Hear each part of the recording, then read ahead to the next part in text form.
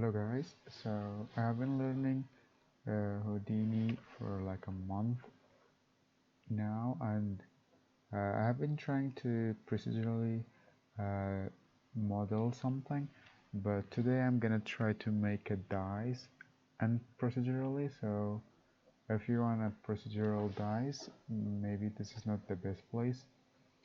Uh, but there are videos on YouTube for procedural way. This is more like the easy way of making a dice. So first I'm gonna make a geometry node and call it dice just for organization purpose. And then I'm gonna make a box, call this main dice, and we wanna have exactly 5 on the axis division. And now time to select some points that we are gonna have our spheres on. So you can go in different order on this one. I'm just gonna try to have it in a random shape, random order. Sorry if my English is not the best, but I'm trying. And 6 on the last side.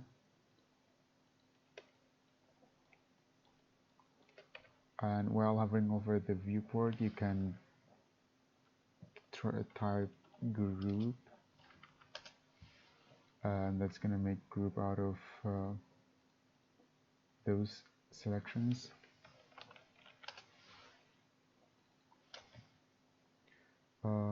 Sphere spawn. I'm not the greatest at naming something, but if you don't want to select the points then making a group, you can just click on here and select them and press enter, and that's gonna do it as well. Then we are gonna make our sphere and have it scaled down, and let's just show it real quick. I think both will do it, but I'm gonna go for polygon and have the frequency at 3. We don't want something crazy detailed. Copy 2 points. We're gonna have this here and this one here, and I'm gonna choose the group, and now we have the spheres, and now we just need a boolean.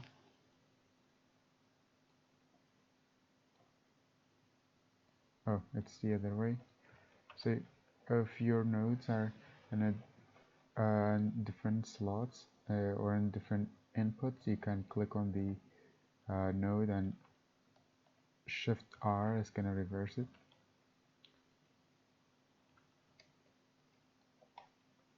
So we have the die shape, but it's too sharp, so we are gonna have a bevel, but I think it's gonna have some problems if I put it here, so I'm just gonna put it up there. I'm gonna show what the problems are gonna be, but first I'm gonna bevel this real quick. Ignore,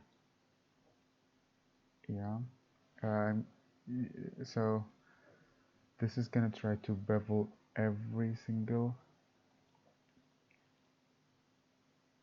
edge it can find, but if I ignore the flat edges, it can ignore those and have a few divisions. Now it looks more like a dice.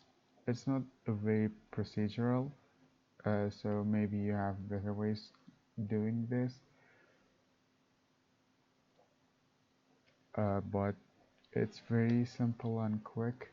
And if you want to change the size to lower or higher, that's the only procedural thing about this one so far. But there's a very good video by, I'm just gonna have an output so it doesn't show those sphere those orange spheres. There's a YouTube video by Simon. That's a really good video if you wanna check it out. It's called Procedural Dice by Simon. But the problem with having bevel at the very end is gonna be it's trying to bevel these edges, and we don't want those. And if I increase this, it's just not gonna work, because this is 90-degree shift from here to there.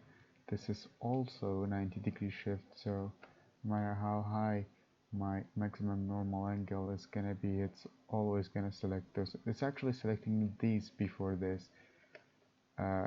If I have a transform, I'm gonna pause the recording and try something real quick.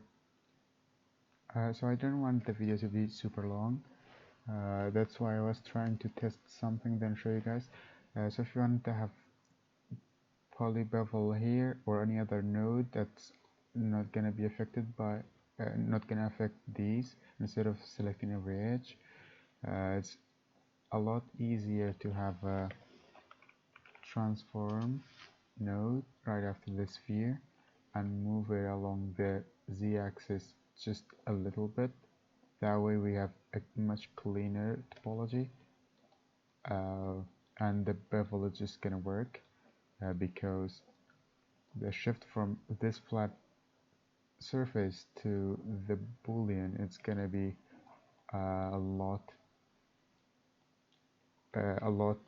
lower than 90 degrees, or actually larger than 90 degrees. And I also have this that I have been working on, a semi-procedural castle. I'm really fan of proceduralism and or the procedural workflow of it's a little bit complicated, but not that complicated.